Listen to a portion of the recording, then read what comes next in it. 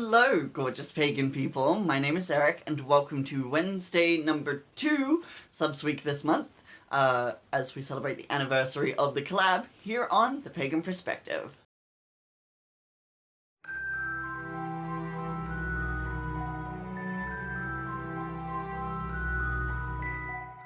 This week, we're answering a team member topic. The full text is down below as always.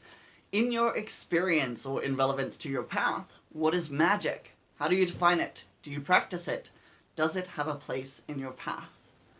I wish that I could say more about my tradition's perspective on this topic, but I don't really know enough, to be honest, and you can't really trust Jack about what you read about voodoo online.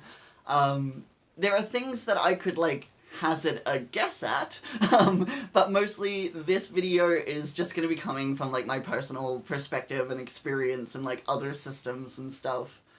But put really simply, I love the expression that's sort of been popularized by Tommy Kelly, the artist, that magic is getting lucky on purpose. When I teach spellcasting, I often teach about this idea that magic plays out, it mostly looks like coincidence.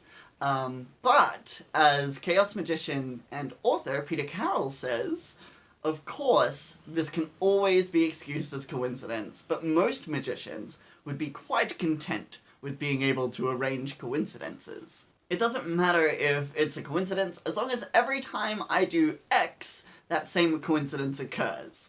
So, for me, magic is like a technology. It's a system that has rules, and if you follow the rules, certain results will come about because of that. Magic, of course, is usually something that exists within one of 3 models. So the psychological model is where magic is mostly about communicating with your subconscious mind and ideas and archetypes within the collective unconscious.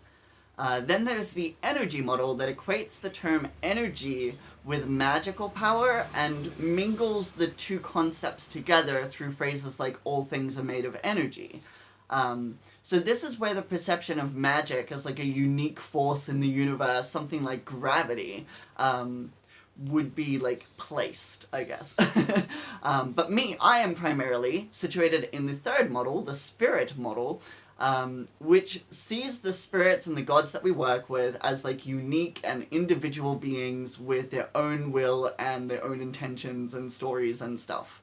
So when it comes to understanding how magic works, I love the expression coined by S. Rune Emerson. By the way, if you haven't read Nothing But a Pack of Cards, it's amazing, and you totally should. But anyways, Rune says that magic works on the principle that light moves the dark. Again, see his book for an awesome and eloquent description of what that means.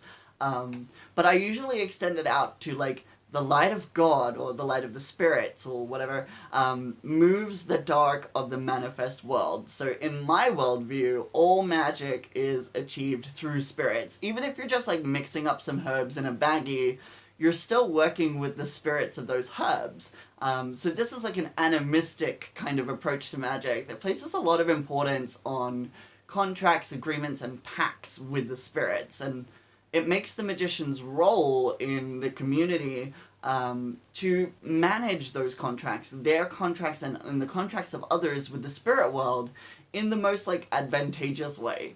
So this kind of spirit work is definitely something that has a place in Haitian voodoo, but I'm not sure if the people of Haiti would appreciate us equating that with the word magic necessarily.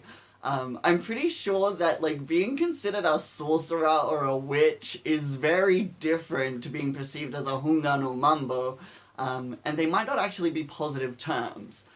In Haitian Creole, they do have a term called travail, which literally translates as work. You see that same kind of verbiage in hoodoo as well, where they talk about workings rather than, spells as such. You will notice, though, that throughout this conversation I haven't talked about, intent, because that model of things isn't really, the law of attraction and all that, isn't really relevant to me. In a perspective where magic is performed through spirit, the only reason having a clear intention is required is so you can tell the spirit what you want. the heavy significance that we place these days around intention isn't something that you see in most like spirit working traditions as much as I know. So like the ATRs or the Golden Dawn or Solomonic craft, it's not really a thing. In fact, in Solomonic craft, there is no real concept of like personal power. The only power that humans have is that they're created in God's image. And that gives us like dominion over the angels and demons. But it is actually the angels and demons who do the magic, who carry out the task set by the magician. So yeah, I think that magic is a practice, one that, when used correctly, provides consistent results that look like coincidence. It is a human being's ability to negotiate and co-create with the powers that shape the manifest world that we live in.